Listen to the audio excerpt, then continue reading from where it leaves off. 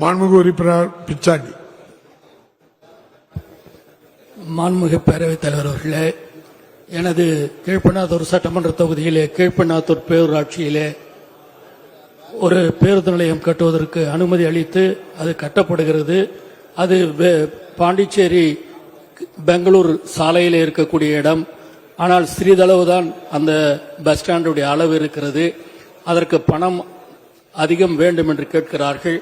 ஆகவே மாண்புமிகு அமைச்சர் அவர்கள் அதுக்கு நிதி ஒதுக்கி அதை செய்து தருவாரா என்பதையும், வேட்டவலம் பேரூராட்சிக்கும் அதேபோல பேருந்து நிலையத்தை விரிவாக்கம் செய்வதற்கு நிதி ஒதுக்கி தருவாரா என்பதையும், வேட்டவலம் பெண்ணாத்தூர் ஆகியவற்றுக்கான பேரூராட்சி அலுவலகங்கள் கட்டுவதற்கு அரசு நிதி அளிக்குமா என்பதை அறிய விரும்புகிறேன்.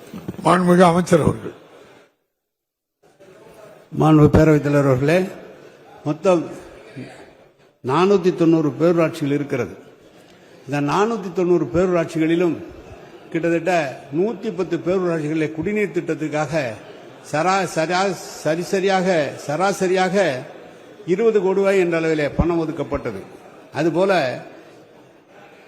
இருக்கிற நமது பேரூராட்சிகளில் புதிய பேருந்து நிலையம் கிட்டத்தட்ட 38 இடங்களிலே புதிதாக கட்டப்பட்டு வருகிறது.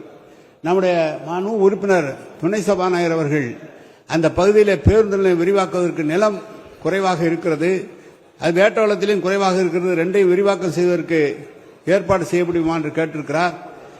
மாண்புமிகு உறுப்பினர் அவர்கள் நிலம், நீங்கள் அருகில் இருக்கிற நிலத்தை கேட்டு வாங்கினால் அதற்குரிய தொகையை கூட துறையிலிருந்து நாங்கள் நேரடியாக தரலாம்.